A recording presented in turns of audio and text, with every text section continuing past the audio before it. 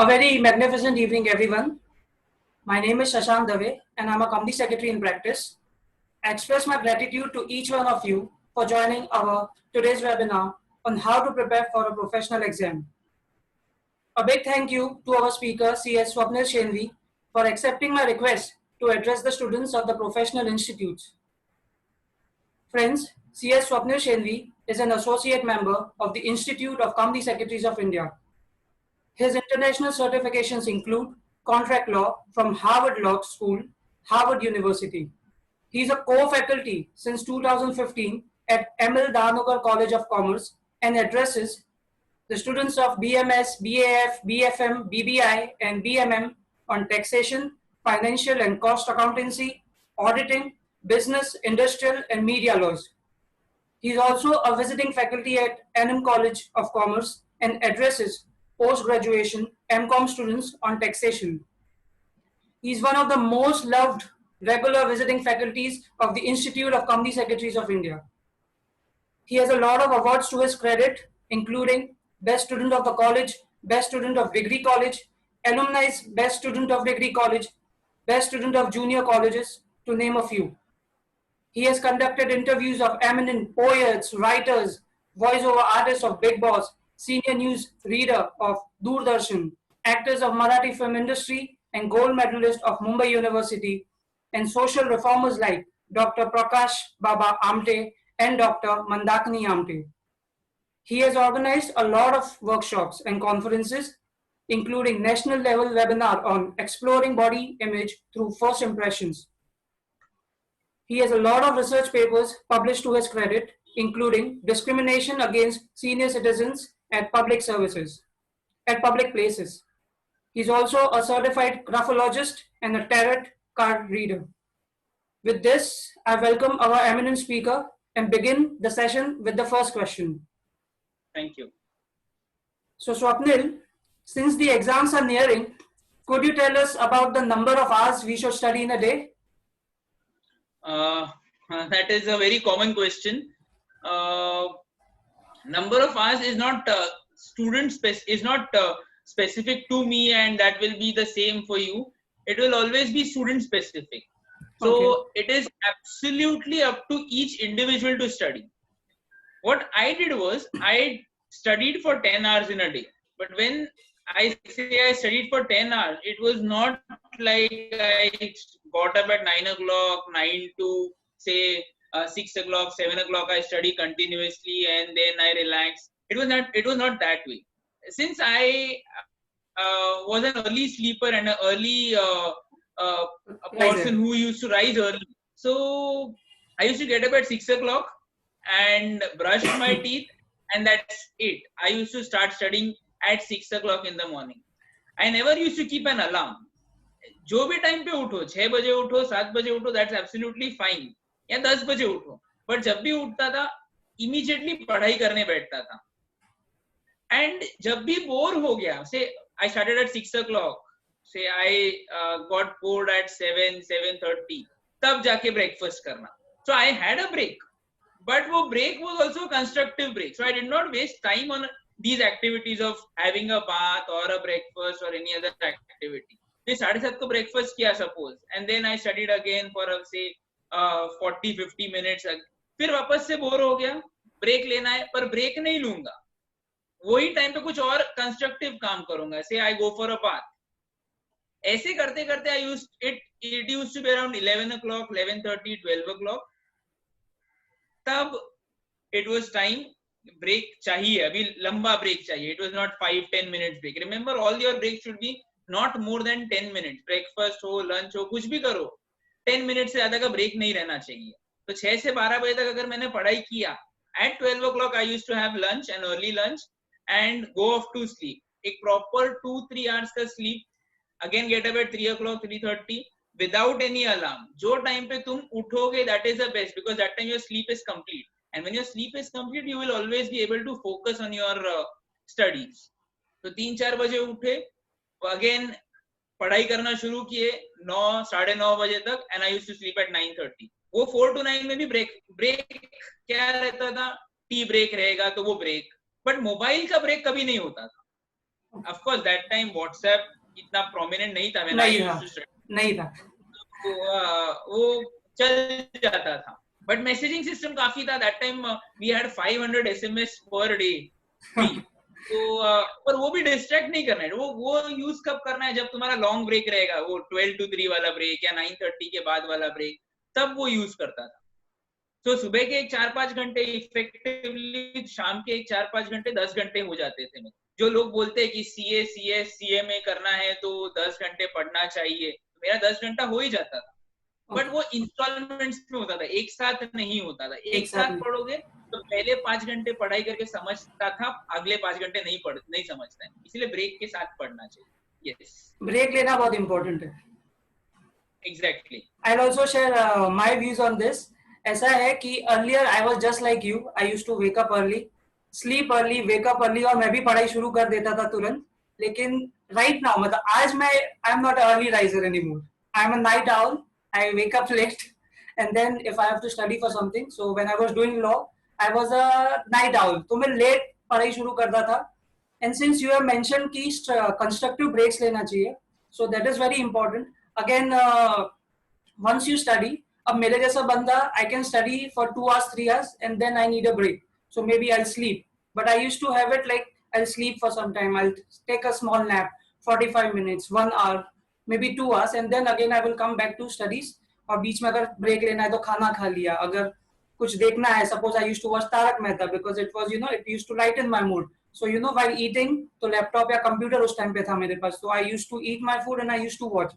So अगर मेरे को कुछ ऐसा भी करना है जो is not related to studies, so I used to make sure कि मैं एक साथ 2 काम कर रहा हूँ, तो खाना खा रहा हूँ तो देख लिया, अगर सॉन्ग सुनना है, बहुत तलब है कि सॉन्ग सुनना है, तो चाय पीते पीते बिस्किट खाते खाते 2-4 गाने सुन लिए, and that's it.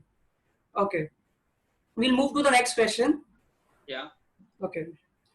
Swapnil, I wanted to ask you, what is the importance of the place where one studies? Would you kindly recommend any place or a surrounding where one should study? This place is very, very important. Some people are comfortable studying at their home, some people are comfortable studying at libraries, up to them. However, एक ऐसा जगह देखना चाहिए जहाँ पे तुम्हारे friends ना हो. लाइब्रेरी में काफी बार ऐसे होता है that you make friends with your other people who are doing CA, CS, और उनके साथ दोस्ती बन गई, तो बहुत बार ऐसे होता है that they distract you and you also distract them. Yes. So अकेले में पढ़ना ज्यादा important है. Of course, you should share your doubts, queries with those individuals, those friends. पर वो रोज का नहीं होना चाहिए और दिन भर नहीं होना चाहिए.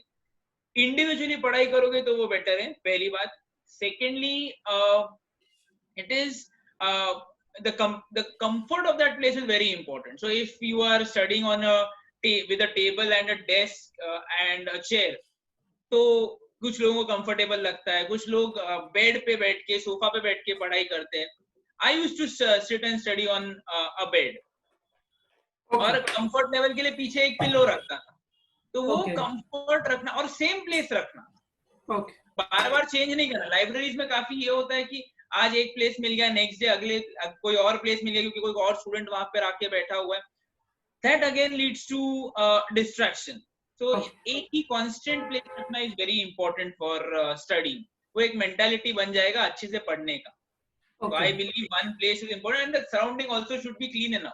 तो आसपास में सिर्फ कुछ जितने तुम्हारे बुक्स है वही बुक्स होने चाहिए, कोई और मेस नहीं होना चाहिए. So if you are studying से sitting on a bed or a sofa, तो आसपास में कुछ मोबाइल का चार्जर रह गया या पिलो बहुत ज्यादा हो गए या बेडशीट्स, कोई भी कचरा हो, ये कचरा नहीं रहना चाहिए, सिर्फ बुक्स रहना चाहिए. The more your environment is clean, more you will feel like studying. Yes.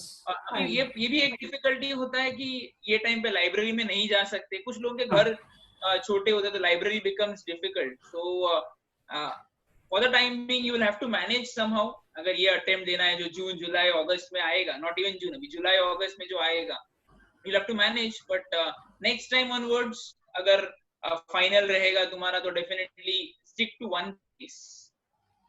Okay. The vibration of the place matters a lot. That's what I feel. Do you agree? Exactly. Okay. Exactly.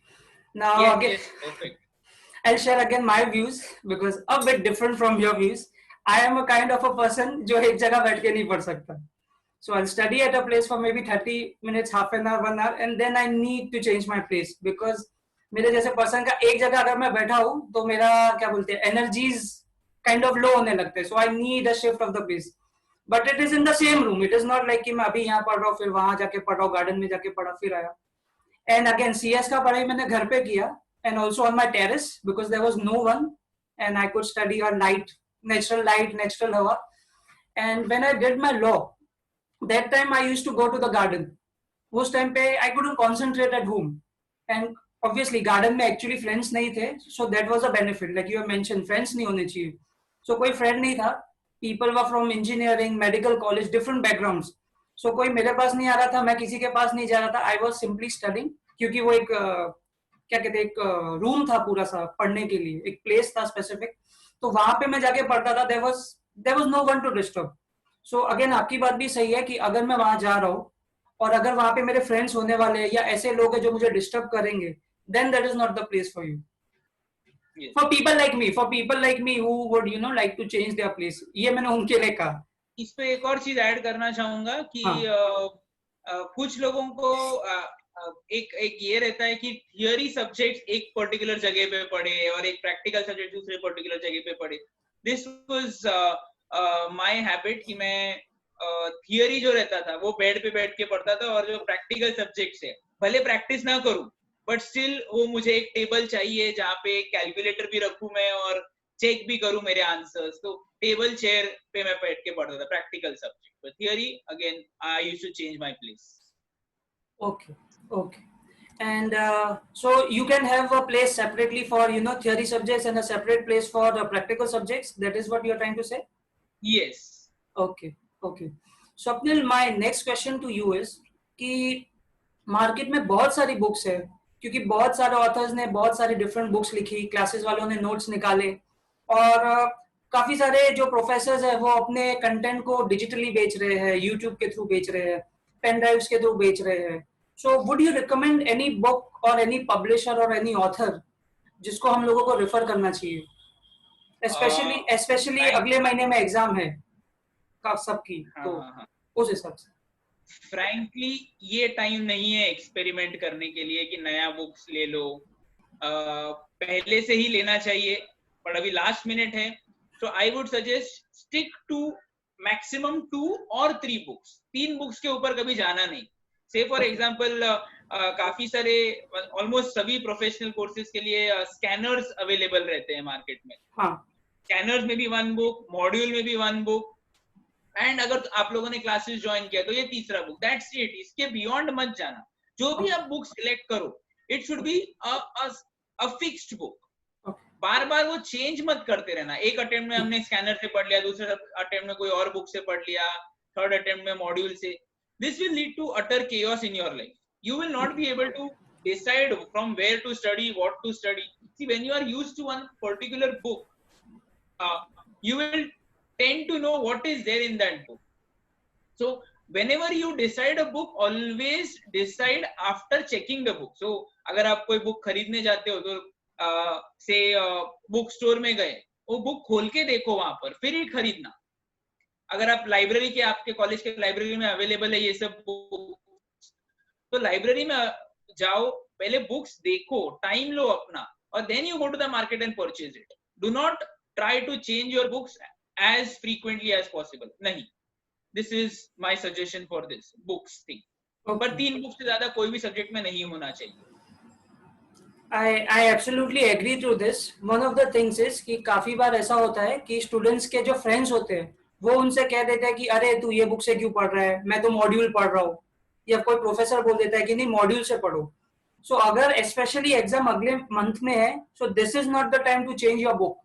This is the time कि मैं जो book में हूँ उसी पे concentrate करूँ, वरना बहुत बड़ा प्रॉब्लम हो जाएगा, केओस हो जाएगा. Because you are already studying a book.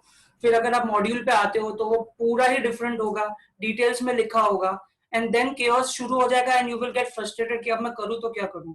Again मेरा भी यही सजेशन है कि if you are going with a particular book, maybe you are referring a module, maybe you are referring classes का notes, कुछ भी, या किसी पब्लिशर का नोट्स, तो उसी पे अभी स्टिक होना चाहिए रादर देन चेंजिंग। एक और बात है कि ओपन बुक्स एग्जाम वाली बात है ये। ओपन बुक्स एग्जाम में मैंने ये देखा है कि काफी लोग, क्योंकि ओपन बुक एग्जाम है, तो वो लोग पहले से डिसाइड नहीं करके रखते कि मैं कौन सा बुक लेके जाऊंगा, मैं क्या कंटेंट उसमें लिखूंगा। तो वो लोग क्या करते हैं, काफी बार मुझे एग्जाम के अगले दिन कॉल करते हैं कि सर मैं बहुत फ्रस्ट्रेटेड हूँ, मैं क्या करूँ, मेरा कुछ नहीं हुआ है। या फिर आई हैव सीन पीपल, मेरे बिल्डिंग में भी लोग हैं, एरिया में लोग हैं जो सीए की एग्जाम्स दे रहे, सीएस की एग्जाम्स दे रहे, जिन लोगों को ओपन बुक एग्जाम्स है, तो वो लोग क्या करते हैं वहां पर जाके, वो लोग पूरा, वो जैसे ट्रिप पे हम लोग जाते हैं ना, वैसे वो लोग ट्रिप पे पूरा बैग लेके जाते हैं। And I have also seen कि इतनी सारी बुक्स उन्होंने ओपन कर दी। It is again going to be a complete chaos in the examination. If you have more than 3 or 4 or maybe 5 books, it is going to be complete chaos because आपके पास इतना time ही नहीं है। आप That पढ़, student हाँ, also, that student, yes, sorry, please go ahead. या सो ऐसा है ना कि मैं पढ़ता कितना हूँ, जब मैं ओपन बुक एग्जाम नहीं है तो पढ़ता कितना हूँ, सॉरी, मटेरियल कितना है, मैं पढ़ता कितना हूँ, याद कितना रहता है, और एक्चुअली में मेरे पास लिखने का टाइम कितना है। When you refer a book, मतलब व्हेन ओपन बुक एग्जाम है, बुक मेरे सामने है, तो मैं देख देख के लिखने वाला हूँ, तो it is always going to take more of your time. जो दिमाग में है, you quickly you start writing, मतलब एडिट वेडिट सब वही से हो जाता है। And when you are referring a book, you try to go it word by word. So I feel कि अभी से बुक्स डिसाइड हो जाना चाहिए। और मैंने ये लिखा भी था कि जितनी ज्यादा बुक्स होंगी उतना ज्यादा प्रॉब्लम होगी। यू हैव टू नो कि मैं कौन सी 3 बुक्स है या 5 बुक्स है जो मैं लेके जाऊंगा, एंड स्टिक टू इट। फिर ऐसे नहीं कि मैं जिस दिन जा रहा हूँ उस दिन 10 बुक लेके जा रहा हूँ, क्योंकि आपका टाइम जाएगा पेज घुमाने में, ढूंढने में। And I wanted to make a recommendation. Now I am not, क्या बोलते हैं, I am not promoting anyone, but I have felt, because this is for the students, कि Anand Kankani's videos, so he takes SEBI and he also takes FM. A lot of people have told me after I recommended his videos कि बहुत help कर रहा है। So अगर किसी और भी किसी प्रोफेसर का अगर वीडियोस है यूट्यूब पे, और आपको पता है कि मेरे को ये पढ़ना ही है, तो अभी से डिसाइड करो कि मैं कौन सा वीडियोस, किस प्रोफेसर का वीडियोस पढ़ूंगा एग्जाम के अगले दिन। ऐसा नहीं कि अगले दिन, वो आज से डिसाइडेड होना चाहिए, नहीं तो एग्जाम के अगले दिन आप यूट्यूब पे जाके वीडियोस ढूंढ रहे हो, या फिर पता चला कि आपने डाउनलोड करके नहीं रखा है और एग्जाम के अगले दिन आपका नेट बंद हो गया। जैसे अभी सेशन के जस्ट पहले मेरा नेट बंद हो गया था। तो अगर ऐसा सिचुएशन आया तो अगेन केओस हो जाएगा कि मेरे पास तो मटेरियल ही नहीं है। सो आई अगेन फील कि that is also very important कि हम लोग ऑलरेडी पहले से डिसाइड करके रखें। और 3 से 5 book definitely. Yes, go ahead. इसके लिए और एक सजेशन है कि जो भी आप प्रिपेयर करने वाले, जैसे आपने बात किया अगले दिन, एग्जाम के अगले दिन करना क्या है, तो उसी पॉइंट पे बात कर देता हूँ कि whenever you are studying for the first time, I always recommend before your exams you need to study at least 3 times, whatever material you have. So if you have 3 books, हर एक book 3 बार पढ़ के हो जाना चाहिए तुम्हारा। But जब मैं बोल रहा हूँ हर एक बुक पढ़ के हो जाना चाहिए, आई डोंट मीन कि पूरा बुक 3 बार पढ़ना है, फर्स्ट टाइम पूरा पढ़ना है। And when you are studying for the first time, ये कोई रॉकेट साइंस नहीं है, एवरी इंडिविजुअल नोज कि इंपॉर्टेंट क्वेश्चंस क्या है। तो अगर मैं आज बेसिक कंपनी एक्ट का बेसिक बात करूं तो उसमें डायरेक्टर्स वाला पार्ट इंपॉर्टेंट है, मीटिंग्स वाला पार्ट इंपॉर्टेंट है, इंडिपेंडेंट डायरेक्टर इंपॉर्टेंट है। सो आई डू अंडरस्टैंड कि इसके ऊपर क्वेश्चंस रिपीट होते ही है। सो वो टाइम पे पहले रीडिंग में ही मार्क कर देना कि ये इंपॉर्टेंट है, साइड में कहीं पर लिख दो IMP, कोई से ब्लू पेन से अगर तुमने लिखा है तो ब्लू पेन से मार्क कर दो। और through out that book you should mark important questions, may it be for practical or it may be for theory also. ये फर्स्ट टाइम में आपने लगभग 50% इंपॉर्टेंट क्वेश्चन मार्क कर लिया। अगर 100 पेज का बुक है तो आपने 50 पेजेस इंपॉर्टेंट मार्क कर ही लिए है। After a few days when you come back to the same subject again, वही 50 क्वेश्चंस पढ़ना जो आपने मार्क किया हुआ है। पूरा बुक पढ़ने की जरूरत नहीं है, बिकॉज जो आपने मार्क नहीं किया वो नेचुरली इंपॉर्टेंट नहीं है। हर एक इंसान को पता चलता है वो इंपॉर्टेंट नहीं है। The second time when you are studying, read only those 50 questions, और सेकंड टाइम पढ़ने के टाइम वही 50 क्वेश्चन में से फिर से दूसरे कलर के पेन से इंपॉर्टेंट क्वेश्चंस मार्क करना। मतलब वो 50% क्वेश्चंस को 25% पे लेकर आना। ऐसे कर सेकेंड टाइम आपने रिड्यूस कर लिया, थर्ड टाइम फिर से वही 25% को और 10% पे लेकर आना, क्योंकि ये स्पेसिफिकली CS और CMA स्टूडेंट्स के लिए है जिनके लिए एग्जाम के बीच में छुट्टियां नहीं रहती। तो वो लोग एग्जाम के एक दिन पहले पूरा बुक पढ़ना ही नहीं है, सिर्फ वो 10% वाला पार्ट ही पढ़ना है। एग्जैक्टली। बाकी 90% यू कैन स्किप। हाउएवर वो 90% याद रहना चाहिए। लीस्ट इंपॉर्टेंट भले ही हो वो, पर वो याद भी रहना चाहिए, क्योंकि उसमें से भी क्वेश्चंस आते हैं। तो you have pre decided what you are going to study और day prior to your exam. Probably CS students के लिए मैं ये रेकमेंड नहीं करूंगा 10% तक लेकर आना, मैं बोलूंगा 50 का 25% तक ही लेकर आओ, बिकॉज आप लोगों के पास एक दिन छुट्टी भी रहता है, तो काफी टाइम है, यू कैन स्टडी। CS और CMA स्टूडेंट्स के बाद एग्जाम हॉल में जाना, एग्जाम हॉल में बैठना, फिर वापस घर पे आना, इसी में लगभग 6 से 7 घंटे चले जाते हैं, प्लस 6 से 7 घंटे सोना भी है। तो you all tentatively have around 6 to 7 hours और 8 आवर्स प्रोबेबली लेफ्ट।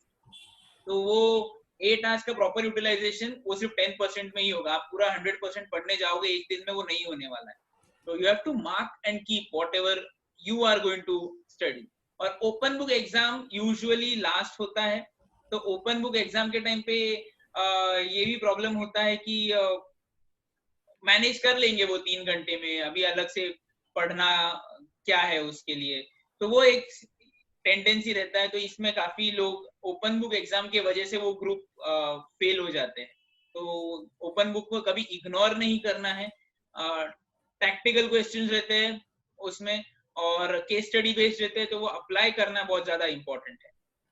यस, मैं आपके दोनों पॉइंट्स पे एग्री करता हूँ। When I was doing my executive, तो मेरे सर थे Sadar Madan sir, and he had always told us कि Shashank and everyone else, exam के अगले दिन है ना, अपने पास इतना टाइम नहीं होता है कि आप पूरा, क्योंकि अपना तो 1500-1600 पेज का वो छोटा सा मॉड्यूल रहता था, तो 1500-1600-1800 अगर पेजेस है या 250 पेजेस भी है, तो you do not have the complete time कि आप एग्जाम देके आओगे। जैसे आपने कहा एग्जाम देके आओगे, फिर घर आने जाने में 6 आवर्स 5 आवर्स 6 आवर्स तो वैसे ही चले जाते हैं, काफी लोग ट्रैवल भी करते हैं।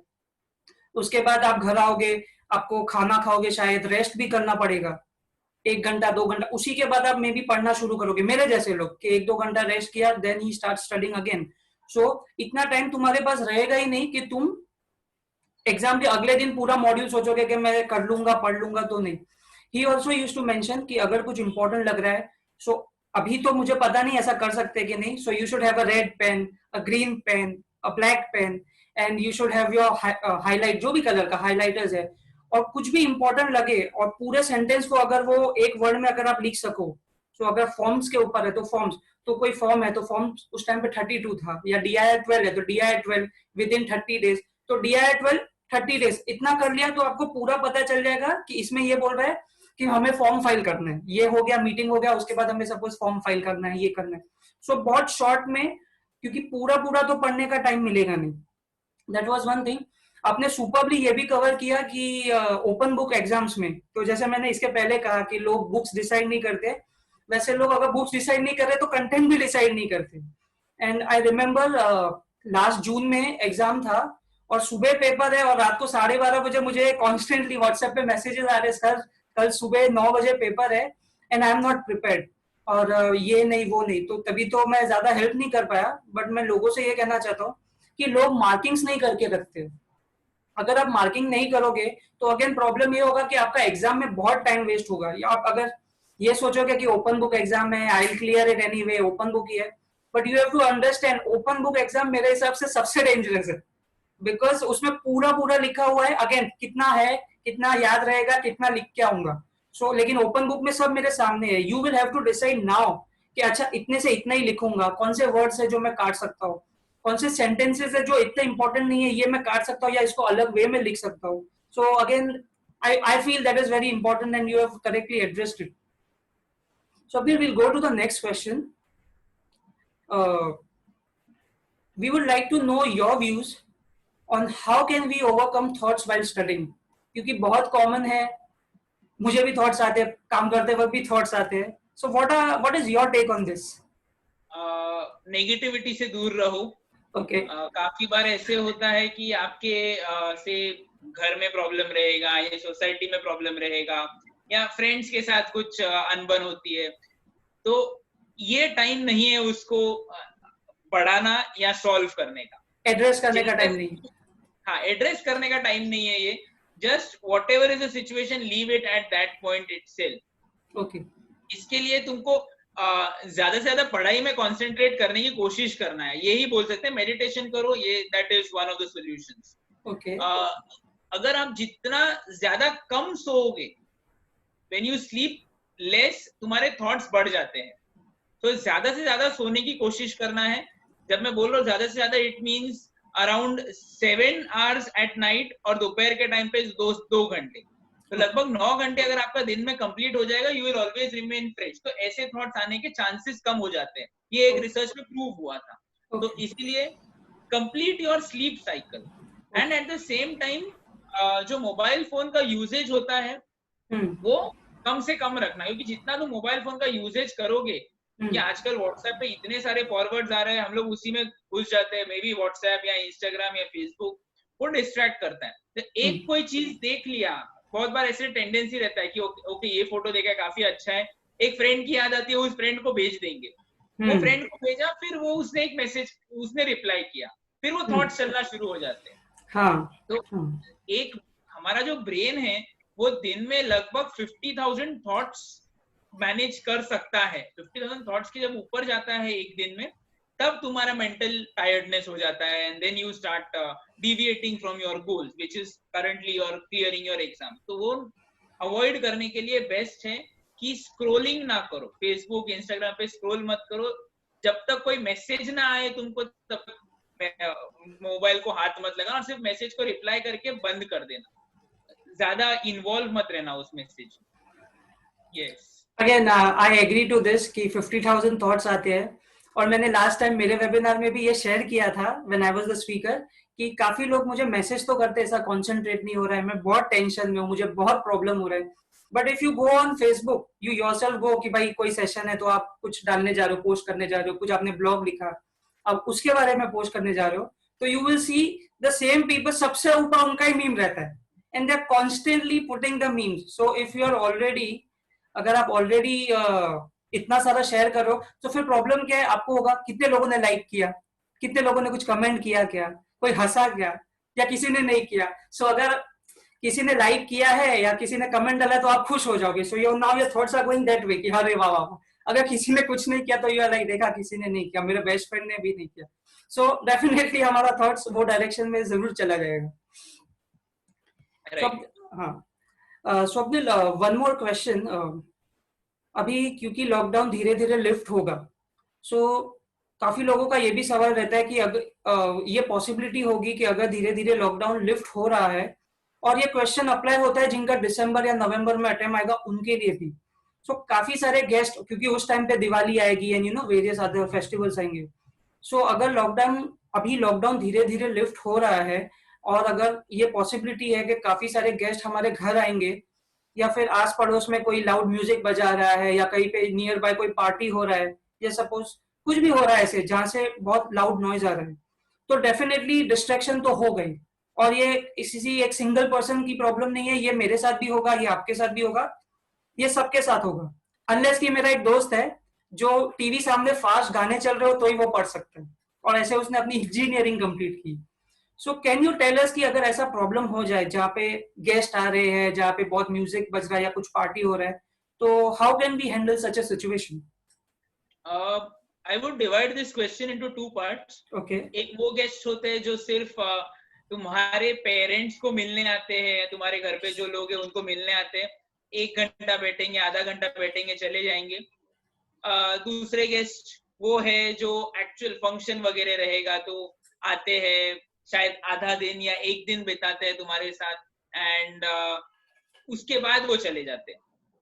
तो जो पहला कैटेगरी है जो सिर्फ कुछ ही टाइम के लिए आ रहा है, आधा घंटा या 1 घंटे टाइम के लिए, those guests, if they are coming, they are meeting your relatives, that is your parent, not relatives exactly, but your parents or your siblings. They are not going to meet you. तो फिर उनके लिए best वो situation में avoid करना as in, अगर तुम bedroom में बैठ के पढ़ते हो, वो लोग ऑब्वियसली हॉल में आके बात करके चले जाएंगे, बाहर जाना ही मत, unless and until called for. हाँ, होता है कि वो एक रिस्पेक्ट होता है इंडियन कल्चर में कि जाना पड़ता है।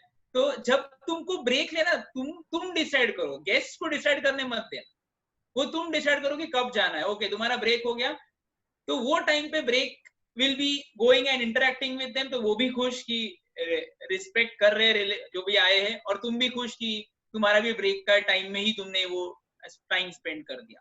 This is one thing, this is about one guest. The second type of guest जो अभी लॉकडाउन शुरू होने के बाद आना शुरू हो जाएंगे, यानी आधा दिन बिताने के लिए, क्योंकि अभी सब लोग सोशल डिस्टेंसिंग में, बाद में चल के अचानक से फ्रीडम मिल जाएगा तो घर पे आना शुरू हो जाएंगे। And that time I would suggest वो आधा दिन उनके लिए बचा के रख, do not study at that time. So for example, guest suppose आ गए 4 बजे, 4 से 6, 7, 8 बजे तक है, डिनर करके जाएंगे, उसके बाद पढ़ने का मतलब ही नहीं है। तो एट दैट टाइम जो तुमने काम अवॉइड किया है पहले, इतने दिन से पढ़ रहे थे, 10-12 दिन से, 15 दिन से, तुमने कुछ ना कुछ काम अवॉइड किया रहेगा, वो काम कंप्लीट कर लो वो बचे हुए 1-2 घंटे। अभी लॉजिकली राइट नाउ, अभी आप जो लोग आए हैं, 10-12 लोग हैं इस जूम कॉल में, आप लोगों का भी प्लान रहा होगा कि तुम लोग पढ़ाई करोगे आज, बट ये वेबिनार आ गया बीच में 4 से 5 बजे तक। So after that there is a high chance that you might not be able to concentrate, क्योंकि एक वीडियो कॉल के बाद भी your brain gets tired। तो 5 बजे के बाद अगर आपके पास टाइम नहीं है, तो what I would suggest, time से ज्यादा एफर्ट्स नहीं है, थक गए हो, तो I would suggest do other work which is constructive, do not study today, but at the same time you should commit yourself that tomorrow you're going to study a little extra, maybe half an hour, 1 hour extra। वो commitment के साथ जाना, वरना आज भी पढ़ाई नहीं कर रहे और कल भी पढ़ाई नहीं कर रहे, वो डबल नुकसान हो जाएगा। तो गेस्ट को अवॉइड करने का एक तरीका है कि बेडरूम से हॉल में जाओ ही मत, जाना पड़े तो थोड़ा टाइम बिता के वापस आ जाओ, या फिर ज्यादा ही इंपॉर्टेंट गेस्ट है, आधा दिन वगैरह रहने वाले हैं तुम्हारे साथ, तो बेटर है कि वो आधा दिन तुम पढ़ाई करो ही मत। सुबह का आधा दिन पढ़ा, ठीक है, next half day you are not going to study. तो it is up to that individual, वो गेस्ट कितना इंपॉर्टेंट है उसके ऊपर है। ओके, अगेन मैं यहाँ पे ऐड करूंगा, आपने उन लोगों का ऐड किया जिनका पता है एक सेपरेट सा रूम है। सपोज अगर किसी का रूम नहीं है, तो while I was listening to you, तो मुझे लगा अगर किसी बंदे का वन रूम ही है, एक ही रूम में किचन है और सब है, तो उसके लिए हम लोग कुछ सोच सकते हैं क्या? सो तुरंत, अच्छा पहले आप आपकी एडवाइस दे दो, फिर आई टॉक। नहीं, आप बोल दीजिए, आप बोलिए, आप बोलिए। सो आई फेल्ट कि एक हो सकता है कि मैं कोई प्रैक्टिकल सब्जेक्ट करूं। सो जब आई हैव अ सेपरेट रूम, लेकिन प्रॉब्लम ये था कि अगर कोई घर पे आ रहा है, सो अगर कोई जरा सा जोर से बात कर रहा है, तो I use to get disturb. So what I use to decide is, rather than studying something which is theory, मैं प्रैक्टिकल मेरे लिए बहुत फेवरेट था। I was always good in practicals, मेरा फेवरेट भी था। So what I use to do is, जब भी मुझे कोई आवाज जोर से आ रही है, कोई गाना बजा रहा है, so I could concentrate on practicals because practicals में calculations and I used to love it. So अगर if it works for someone, so maybe they can study practicals. One more thing is कि जिन लोगों को open book examination है, applicable है, maybe they can, you know, अगर अब तक हम लोगों ने शुरुआत नहीं की है कि हम लोग कुछ मार्किंग्स कर लेंगे या कुछ पॉइंट्स जॉट आउट कर लेंगे, तो दिस इज द टाइम कि हम लोग, you know, may be markings कर सकते हैं, पॉइंट जॉट आउट कर सकते हैं। अदरवाइज अगर मे बी टेरेस है, तो हम लोग शायद टेरेस पे जा सकते हैं। तो मेरे जैसे लोग, क्योंकि मेरे टेरेस पे आफ्टरनून के टाइम पे, सुबह आफ्टरनून कोई नहीं होता है, शाम को सारे लोग टेरेस पे, लेकिन आफ्टरनून और मॉर्निंग के टाइम पे कोई नहीं है। So if you have to see, अगर वो वर्कआउट करता है तो may be that is also a solution. Swapnil, you have to say something? No, I totally agree with this, Okay. but मैं ये बोलना चाहूंगा इसमें कि you should not extend your number of days. So if you have decided for a particular subject 3 दिन में खत्म करना है, say 1st June, 2nd June and 3rd June, और कोई ये गेस्ट का प्रॉब्लम आए, तो फुल ट्राई करो कि 3rd June तक कंप्लीट ही कर ले, 4th June पे वो सब्जेक्ट ना स्पिल ओवर ना हो, ये पूरा ट्राई करना है। Maybe you will have to put half an hour, 1 hour extra the next day or the day after, but still वो ट्राई करना चाहिए। यही बोलना चाहता था। Swapnil, I'm done with my questions. तो मैं ये सोच रहा हूँ अब हम लोग पार्टिसिपेंट्स से क्वेश्चन ले लेते हैं. So I will just unmute them and if they have a question तो वो लोग अपना वीडियो भी ऑन कर सकते हैं आई गेस. एक अगर पार्टिसिपेंट्स के पास जाने के पहले एक कुछ मैं ऐड ऑन कर दूं, okay. I hope that is okay. हाँ, दैट इज ओके.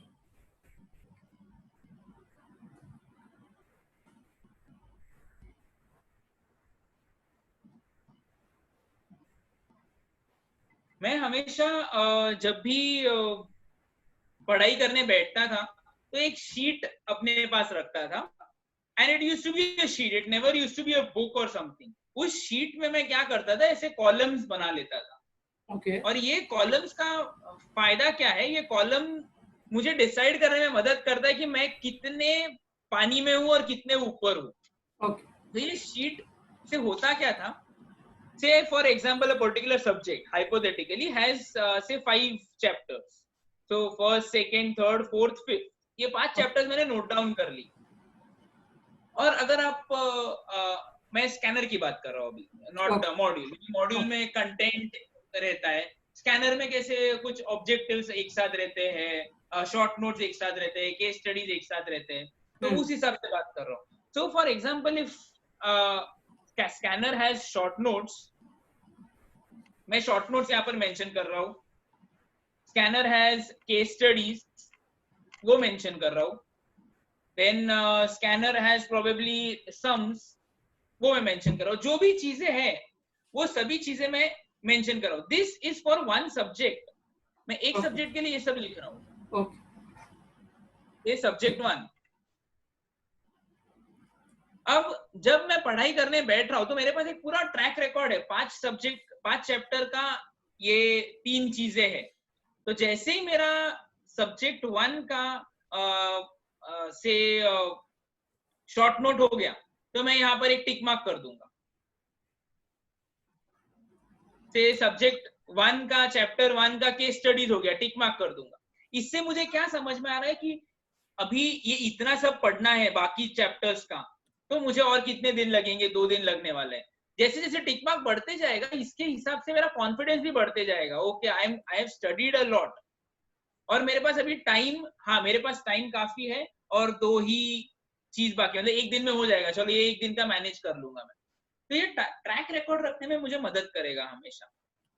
ये एक सब्जेक्ट का ऐसे, अगर तुम्हारे पास 8 सब्जेक्ट है, 9 सब्जेक्ट है, जो यूजुअली हर एक कोर्स में है, तो 8-9 पेजेस अलग अलग बना के रखना. और इससे भी ज्यादा इंपॉर्टेंट वो नीचे वाला पार्ट रहता है, इस टेबल के नीचे वाला पार्ट, ये वाला पार्ट. डन.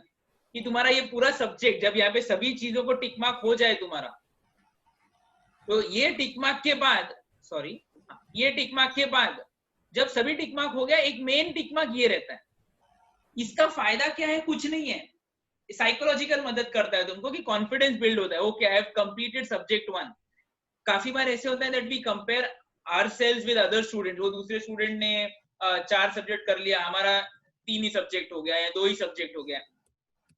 बट ये जब होता है ना, ये वाला टिक मार्क, ये काफी सेटिस्फैक्शन देता है, एक कॉन्फिडेंस दे देता है. भले तुमको ज्यादा आता नहीं होगा, still it will give you confidence. And exams, confidence is more important than your knowledge. Of course knowledge is important, I have no doubts in that, but confidence is also equally important. So ये tick mark तुमको confidence देता है. हर एक दिन exam के पहले भी जो 10 दिन तुम्हारे एग्जाम चल रहे हैं, 10 के 10 दिन में ये सब टिक मार्क होकर ये मेन टिक मार्क होना चाहिए, और तभी एग्जाम में जाओगे तो कॉन्फिडेंस होगा तुम्हारा.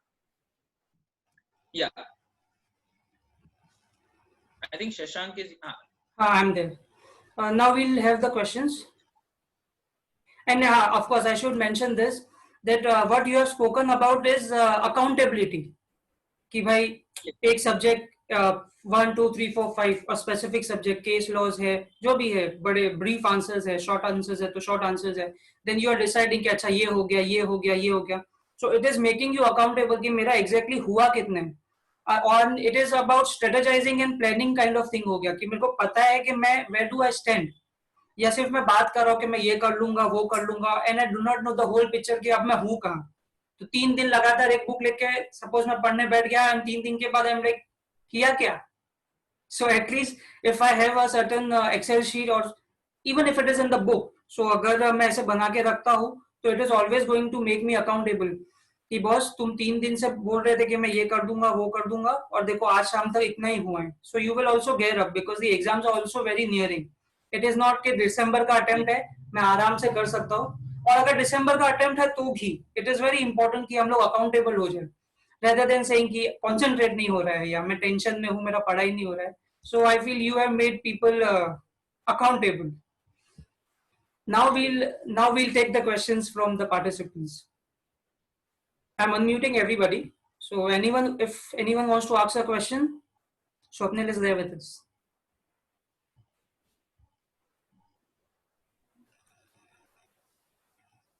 Right, oh, can you do that? Singly करना पड़ेगा. Swapnil, I think only you can do that. No, everyone is unmuted. And now they have the control. So the participants, sorry. They can unmute themselves. The participants can unmute themselves if they want to ask a question.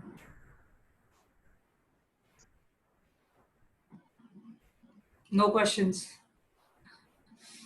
Smart people. They've understood everything. Okay. So then we'll end the session. Yes, Huh? sure. Okay. So thank you, Swapnil, for having this session by sharing your question. Acha. Okay. Just sorry. Yeah. शायद एक का question आया है how to remember sections in law. Yes, ये काफी अच्छा question है. ये how to remember sections इसको भी word file में बनाना. जैसे अभी मैंने आपको वो जो एक टेबल बताया था, ये एक टेबल आपके लिए जनरेट करो. जैसे जैसे आप पढ़ते जा रहे हो तो वैसे वैसे लिखते जाना. यहाँ पर तो सेक्शन आपको 53 मिला, उसका सेक्शन का नंबर का मतलब क्या है, उसमें क्या बात किया है. फिर से सेक्शन 78 मिला, उसके बारे में क्या बात किया. फिर सेक्शन 2 मिला तो ऑलमोस्ट डेफिनेशन ही होता है. से सेक्शन 14 मिला, उसमें क्या बात किया है. ये आप पहली बार जब रीड करते हो तो ये सब लिख कर रखना है. And when you study for the second time eight that time इसको सिर्फ रीऑर्डर करना, क्योंकि वो ऑर्डर में लिखना है तुमको. ये ऐसे याद नहीं रहेगा 53 क्या है 78 क्या है. वो 2, 14, 53, 78 वो ऑर्डर अगर तुमको याद रहेगा तो वो तुमको मदद करने वाला है. तो एक टैबुलर फॉर्म बना के रखना, हर एक सब्जेक्ट के लिए, हर एक एक्ट के लिए वो सेक्शन बना के रखना. Again here what is important is you need to remember case studies and section numbers which are important. ये हर एक पर्सन को जैसे जैसे पढ़ाई करोगे तुम वैसे वैसे तुमको समझ में आएगा कि कौन से सेक्शंस इंपॉर्टेंट है, कौन से केस लॉज इंपॉर्टेंट है. तो ऐसे जॉट डाउन करना इंपॉर्टेंट है. वही आई थिंक नेक्स्ट भी वो एक स्टूडेंट का वही वैसा ही क्वेश्चन है, how to prepare and remember case laws topic wise. Case law लिखो, उसमें क्या हुआ था वो लिखो, पूरा डिटेल में नहीं लिखना है, क्या डिसाइड हो गया था. से अगर आप कंपनीज एक्ट की बात कर रहे हो, लिफ्टिंग ऑफ कॉर्पोरेट व्हील हो गया, तो कौन से केस में लिफ्टिंग ऑफ कॉर्पोरेट व्हील हो गया. डॉक्ट्राइन ऑफ अल्ट्रा वाइज, उसमें क्या केस लॉ था. डॉक्ट्राइन ऑफ इंडोर मैनेजमेंट, उसमें क्या केस लॉ था. वो सब केस लॉ के नाम लिख लेना और फाइनली सामने हुआ क्या था. That's it. पूरा डिटेल में याद रखने की जरूरत नहीं है. वो human brain can not remember so many things in detail. तो इसीलिए एक जॉट डाउन करना और नेक्स्ट टाइम से वो पेज अपने पास रखना. अभी तो पॉसिबल नहीं है, बट अगर ट्रैवलिंग करते रहते तो आई वुड हैव सजेस्टेड कि एक पेज पे से कंपनीज एक्ट का सब सेक्शन नंबर और केस लॉ वो पॉकेट में रखने का. तो if you are leaving your house on a Monday, बाहर जाते टाइम वो जब भी ट्रैवलिंग कर रहे हो, बस में हो, रिक्शा में हो, मोबाइल से ज्यादा वो खोलना, वो खोल के रीड कर लेना सिर्फ, तो याद रखने का प्रैक्टिस हो जाएगा. तो ट्यूसडे को नेक्स्ट डे ट्यूसडे को कोई और सब्जेक्ट का सेबी के कोई केस लॉज रहेंगे, सेक्शन नंबर रहेंगे, वो वाला शीट लेकर जाना है. वेडनेसडे को फिर से कंपनीज एक्ट का लेकर जाना. ऑल्टरनेट डे करते जाओगे, ये रीड करते जाओगे, अपने आप तुमको याद रहना शुरू हो जाएगा. I wanted to add one thing. Yes. We are going to have a separate session where I will be discussing about how to remember sections. So if we can relate it to a particular event in life. So अगर if you mention कि India को independence कब मिला, so that is 1947. और independent director का section क्या है companies act में, so it is 2 clause 47. So independence, independent director, so 2 clause 47. So this is how you remember, and I'm going to have a separate session for sections also. It addresses this question. I guess there are more questions.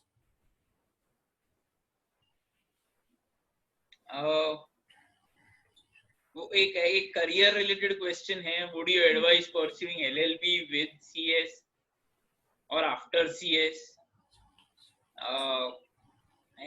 Not related to the discussion that we have, but still I'll answer in short. CS के साथ LLB करोगे अच्छा है. जैसे ही graduate बन जाओगे उसके बाद इमीडिएटली LLB स्टार्ट कर लेना. Do not postpone, because CS का फायदा LLB में होने वाला है आपको, और LLB का फायदा थोड़ा बहुत CS में होने वाला है. So do it together if you are at if you have completed graduation. You can hold 2 degrees at a time. वो एक गलत क्वेश्चन है. LLB is an academic degree and CS is a professional degree through distance mode. The law states that you can pursue a full-time degree and a distance course degree at the same time. तो वो allowed है. तो CS और LLB साथ में कर सकते हो. हाँ, लेकिन आई गेस दो काम क्या कहते हैं, यू कैन नॉट हैव सनद. सो लॉ करने के बाद सनद Yes, yes. और प्रैक्टिसिंग कंपनी सेक्रेटरी का सर्टिफिकेट शायद अब लोग नहीं रख सकते. आई गेस बराबर. अगर Right. अगर इस वे में वो क्वेश्चन पूछने की कोशिश कर रहे हैं तो I guess this is the answer for it. And you have mentioned it. I in fact I did not know about this कि the law states can you have one which is distant and one which is you are going to the college. Full-time degree. Yes. Full time degree, yes. And someone has also asked, and one more thing I wanted to add is, I personally believe कि अगर हम लोग CS शुरू कर दिया है या CA शुरू कर दिया है तो उसके साथ लॉ शुरू नहीं कर देना चाहिए. You should complete one thing. Though I am someone who does multiple things at the same time because I'm a polymath, but I do believe कि CS के साथ लॉ नहीं करना चाहिए because I have personally, मैं इसके through गया हूँ. हर 6 महीने बाद ये प्रॉब्लम आता है कि लॉ का एग्जाम और CS का एग्जाम क्लैश होता है. बहुत प्रॉब्लम होता है. फिर ऐसा होगा कि हम दो नैया में हैं, ना पैर यहाँ है ना पैर यहाँ है. In fact I remember 2 years ago, सो जून 2018 का जो अटेम्प्ट था उसमें लॉ की एग्जाम्स और CS की एग्जाम्स साइमल्टेनियसली चल रही थी, सेम डे पे थी. सो काफी लोगों को बहुत प्रॉब्लम हुआ. इनफैक्ट मैंने क्योंकि अपना लॉ लेट खत्म किया, सो आई वाज द वन जो जून में अटेम्प्ट दे रहा था 2018 में. सो साइमल्टेनियसली एग्जाम्स चल रही थी. सो अगेन बात ये हो जाएगी कि मैं शुरुआत तो कर रहा हूँ लेकिन ना यहाँ पहुंच पा रहा हूँ ना वहां. And that is the time you will have to decide कि मैं करूँ क्या. And mostly people are going for CS because CS is a degree which is much, I feel much tougher. People say कि मैंने 5 दिन पढ़ा, 15 दिन पढ़ा, मेरा लॉ खत्म हो गया. But this is not the scenario with CA or CS or CMA. You will have to give it a full time. Yes, एक खत्म होने के बाद मैंने खुद ने भी वैसे ही किया. What I did is मेरा CS हो गया था और मैंने लॉ ले लिया. लेकिन जो मेरे नहीं सॉरी दोनों साथ में ले लिया था इनफैक्ट मैंने. और फिर प्रॉब्लम ये हुआ कि जो मेरे ट्रेनर थे उन्होंने कहा मैं तुझे छुट्टी दूंगा ही नहीं लॉ की एग्जाम्स के लिए. Why do you want to do law? He was of a different mindset कि तुमको लॉ क्यों करना है, तुम CS में श्योर नहीं हो क्या, तुम CS से मोटिवेटेड नहीं हो, या फिर अलग अलग जगह तुम्हारा दिमाग घूम रहा है. कॉन्सेंट्रेट करो एक चीज पे, CS पे. कंप्लीट योर CS, उसकी छुट्टी दे दूंगा बट लॉ की मैं छुट्टी नहीं दूंगा. So I had to wait for 3 years. Once I completed my CS, उसके बाद भी मैंने 1-2 साल वेट करके आई स्टार्टेड लॉ अगेन, ताकि मैं वो. और आई वाज वेरी फॉर्चुनेट कि मैं दो नैया में एक टाइम पे नहीं था, वरना वो डेफिनेटली बहुत प्रॉब्लम क्रिएट करता अगर मैं CA कर रहा था या अगर मैं CS पढ़ रहा हूँ तो उसके लिए. स्वप्निल, एक और क्वेश्चन है जो सनिका ने पूछा है. Some tips for audit please. हाँ, audit again is a subject which many people find it to be boring. ये काफी होता है. तो इसके लिए मैं बोलूंगा कि रोज एक सब्जेक्ट पढ़, एक टॉपिक पढ़ना. तो अगर तुम्हारे पास 10 टॉपिक्स है उस सब्जेक्ट में, तो आप 10 दिन तक एक एक सब्जेक्ट एक एक टॉपिक पढ़ते रहना. एट द सेम टाइम वो जो ऑडिट रहता है, if you can split it that same chapter into multiple parts, that would be better. तो अगर एक टॉपिक है उसका आधा आधा करो, जो सिमिलर पार्ट्स रहेंगे वो सुबह को पढ़ो और बाकी सिमिलर पार्ट शाम को पढ़ो, और during the day you study से अकाउंटेंसी, एफएम, कॉस्टिंग या कोई लॉ का सब्जेक्ट, अप टू यू। तो इससे क्या होगा, आपका एक ही दिन में आप पढ़ रहे हो एक टॉपिक, बट स्प्लिट करके पढ़ रहे हो, तो आपको बोर्डम नहीं आएगा। पढ़ाई होता है या नहीं होता है is all based on your mental abilities. Yes. वो कोई सब्जेक्ट के ऊपर बेस्ड नहीं रहता, तुम वो सब्जेक्ट को परसीव कैसे करते हो उसके ऊपर बेस्ड रहता है। सो स्प्लिट करना is better and prolong it, 10 दिन तक प्रोलॉन्ग करो 10 टॉपिक्स को, तो वो अच्छी से पढ़ाई कर सकते हो। It is as good as law. If you are, I don't know what you are doing, whether you're doing CA or CS or CMA, but She's a CS student. She's a CS student. CS student, हाँ. Okay. हाँ, तो आपको law जैसा ही है, वो theory ही है, same चीज याद रखनी है तुमको, सिर्फ वो कभी किया नहीं है। Okay, she is a CA student, okay. Okay. तो आपको तो और भी ये होता रहेगा कि बाकी सब प्रैक्टिकल सब्जेक्ट है, एक वो थियरी सब्जेक्ट आ जाता है अचानक से ऑडिट का, तो आई वुड सजेस्ट स्प्लिट करो, इंस्टॉलमेंट्स में पढ़ो। प्रैक्टिकल आपको बहुत है तो प्रैक्टिकल के बीच में कहीं पर वो एक चैप्टर या आधा चैप्टर पढ़ लेना, इस तरीके से तुम पढ़ सकते हो। बुक्स इसके लिए काफी इंपॉर्टेंट है। अगर आपने प्राइवेट ऑथर्स के बुक लिए हैं for audit, that is better as compare to your module for a CA student. मैं बोल रहा हूँ, सिर्फ बाकी लोगों के लिए नहीं बोल रहा हूँ। तो प्राइवेट ऑथर के बुक्स लोगे तो ज्यादा अच्छा है as compare to the module. Okay. Yes, Shashank. So I guess she is some other Sanika. There is one Sanika who is in CS, so I thought she's asking the question. I would ask any more questions if someone is. Amit, I guess he wanted to ask a question. वो खुद को unmute नहीं कर पा रहे।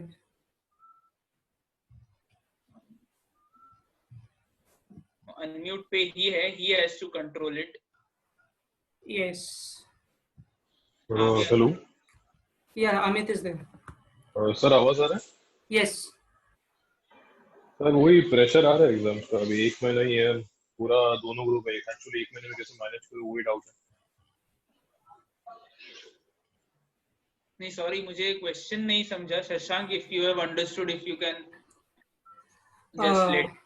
Sir जुलाई में exam है ना, तो दोनों ग्रुप में दे रहा हूँ, तो मुझे यही डाउट है मेनली कि वो 8 सब्जेक्ट में 1 महीने में कवर कैसे करूँ फाइनल रिवीजन के लिए। हाँ, okay, so your question is जुलाई में एग्जाम है और 8 सब्जेक्ट 1 महीने में कवर कैसे करूँ। In fact this is the best time, आपको पहले से ही टाइम मिला था पढ़ने के लिए, दोनों मॉड्यूल्स के लिए, 8 सब्जेक्ट्स के लिए, तो पॉसिबल है। आपके जितने भी सब्जेक्ट्स है ना, उसको डिवाइड कर दो इनटू नंबर ऑफ डेज। तो अगर आपके 8 सब्जेक्ट है, 3-3 दिन पकड़ लो, 24 डेज में आपका एक बार रीडिंग हो जाएगा। और अभी भी स्टार्ट करोगे तो भी जून एंड तक फर्स्ट टाइम हो जाएगा। जब सेकेंड टाइम पढ़ने जाओगे तो try to restrict it to 2 days पर सब्जेक्ट। तो जितना तुम कम टाइम देते जाओगे उतना ज्यादा तुम्हारे लिए बेटर रहेगा। And it is absolutely possible and best time to give both the modules, क्योंकि एक्सटेंडेड टाइम पीरियड मिला है पढ़ने के लिए।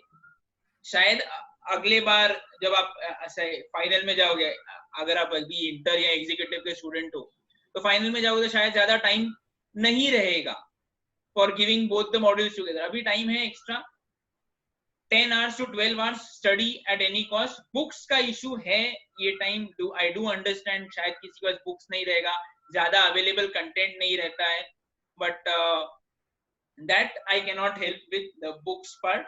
बट 1 महीने में हो जाता है, 3 days ईच पर सब्जेक्ट को 3 दिन में खत्म करना नहीं हो रहा है, leave that subject, go to the other subject. और फिर 25th डे पे देखना कि वो पहला वाला सब्जेक्ट जो आपका खत्म नहीं हुआ है वो बाद में देखना। But at least you have given your attempt. And at the same time जो आपके 2 मॉड्यूल्स रहेंगे, 2 ग्रुप्स रहेंगे, एक ग्रुप पे कंसंट्रेट ज्यादा अच्छी तरीके से करना। तो अगर आपको चाहिए तो एक ग्रुप के 4 सब्जेक्ट्स पे 4-4 दिन कंसंट्रेट करो, और दूसरे ग्रुप के सब्जेक्ट्स पे 2-2 दिन कंसंट्रेट करो, वो भी चलेगा। But give both the groups and concentrate more on one particular group, तो एक ग्रुप तो निकल जाएगा उससे। Okay.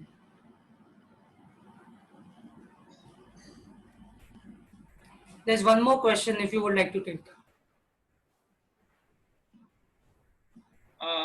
Career related again. Any Yes, it is, course sir. you would like to suggest to do after BCom, not professional course? CA के साथ अगर मैं अज्यूम कर रहा हूँ, आप CA के साथ बात कर रहे हो, तो CA के साथ फिलहाल के लिए आप जब भी बीकॉम क्लियर हो जाओगे तब आई अज्यूम कि आप इंटर्नशिप या आर्टिकलशिप करते रहोगे, तो एमकॉम इज बेटर, ज्यादा स्ट्रेस नहीं होगा आपके ऊपर, सीए भी चलता रहेगा आपका और एमकॉम भी हो जाएगा साथ में. तो वो मैं बोलूंगा. बट जैसे ही आपका सीए हो जाएगा और probably you will have started a job also, पर तब एमबीए भी स्टार्ट कर सकते हो आप. एमबीए इन फाइनेंस की बात कर रहा हूँ, ये कोर्स अच्छा रहेगा आपके लिए. Yes. Okay.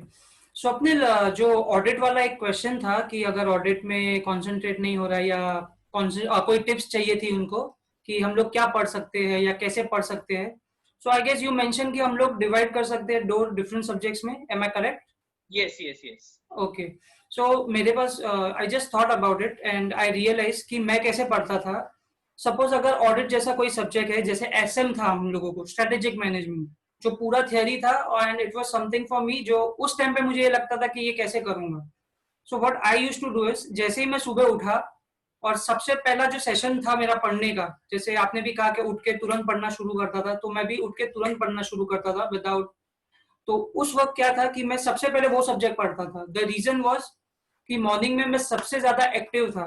Now it depends completely, कोई रात को एक्टिव सबसे ज्यादा होता है. So I guess that is the time मैं सबसे पहले उठ के, या फिर जब मैं सबसे ज्यादा एक्टिव हूँ उस टाइम पे मैं कॉन्सेंट्रेट करूँ उस सब्जेक्ट पे जो मुझे प्रॉब्लमेटिक है. और उसके बाद जब मैं 2-3 घंटे पढ़ लेता हूँ, या मेरा शॉर्ट स्पेन ऑफ टाइम था मेरे कॉन्सेंट्रेशन का, तो आफ्टर 1.5 आवर्स या 2 hours what I used to do is I used to study the subject which I used to like, जो मुझे काफी इजी लग रहा था. तो उससे क्या होगा, again which what you have said is कि हम लोग 2 सब्जेक्ट्स पढ़ सकते हैं. तो मैंने भी क्या करता था, मैं भी 2 सब्जेक्ट्स में उसको डिवाइड कर देता था.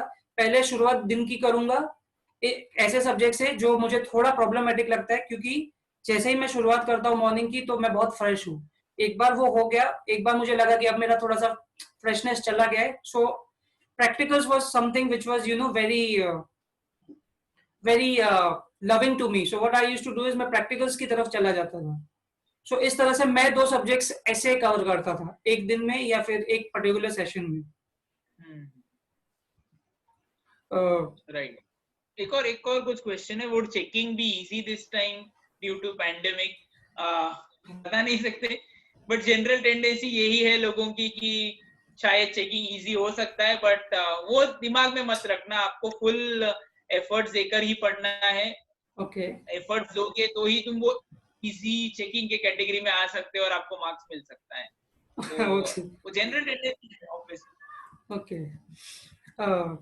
So I think the questions are done. Yes. Okay. So thank you, Swapnil, for having this session by sharing your personal experience. Especially people like me, they learn only through practical personal examples. And this is definitely going to benefit everyone. It also is going to benefit people like me, अगर वो CS के बाद law के बाद कुछ और भी पढ़ना चाहते हैं. And I would also share कि मैंने भी जब when I was doing my CS, I was also doing law. The only thing is कि law and also MCOM. Law को मैंने क्या कर दिया था, once I was done with my MCOM मैंने law ले लिया था, लेकिन law को फिर मैंने बाद में खत्म किया. But while I was doing CS, मेरा MCOM साथ में था. So MCOM की एग्जाम्स आती थी मई में, एंड मेरा जो CS का अटेम्प्ट था वो दिसंबर अटेम्प्ट था. So I could easily, क्योंकि उस टाइम पे MCOM की एग्जाम साल में एक ही बार होती थी. सो MCOM 1, MCOM 2, तो मई में या फिर अप्रैल में या मई में एक बार एग्जाम हो जाएगी. फिर मेरे पास 6 मंथ्स होते थे कि मैं CS के एग्जाम्स की प्रिपरेशन कर सकूं. So I had that time. You also have to see कि अब ऐसा हो रहा है क्या, आपकी एग्जाम तो क्लैश नहीं हो रही. सपोज अगर मई या जून में CA या CS की एग्जाम है और आपने साथ में MCOM ले रखा है, so then it could be a trouble for you, because again वो यही बात हो गई कि मैं 2 नैया में एक टाइम पे हूँ, और एग्जाम्स अगर क्लैश हुई तो फिर प्रॉब्लम होगा that you will have to decide कि अब मैं कहाँ जाऊँ, यहाँ पेपर देने जाऊँ या मैं वहां पेपर देने जाऊँ. And I would also like to mention everything that you have covered. So I will just summarize it. We have covered the questions on relating to the place, कितने घंटे मुझे, कितने आवर्स मुझे पढ़ाई करनी चाहिए, और डिफरेंट ऑथर्स है तो मुझे कौन सी बुक पढ़नी चाहिए. सो वी हैव मेंशन कि भाई जो बुक्स आप पहले से प्रेफर कर रहे हो उसी बुक्स पे स्टिक करो. ऑलरेडी डिसाइड करो कि आप ओपन बुक एग्जाम से तो आप कौन सी बुक लेके जाओगे. कंटेंट है तो हाईलाइटिंग की डिस्कशन हमने की कि हाईलाइटिंग और मार्किंग की क्या इंपॉर्टेंस है. हमने ये भी डिस्कस किया कि अगर थॉट्स आ रहे हैं, अगर मैं पढ़ रहा हुआ थॉट्स आ रहे हैं तो मैं क्या कर सकता हूँ, मैं कैसे अवॉइड कर सकता हूँ. या फिर मेरे घर में कोई गेस्ट आया है तो आपने मेंशन किया कि वो 1-2 दिन के लिए आए हैं या 1-2 घंटे के लिए आए हैं. और जरूरी नहीं है कि वो आपसे ही बात कर रहे हैं. May be they have come to meet your parents और family members. So this is what we have discussed today in our webinar. A big thank you to you, Swapnil, for giving us your time, and also for taking such a wonderful session which you shared through personal experience. Welcome. Yeah. Thank you. Okay. Yeah.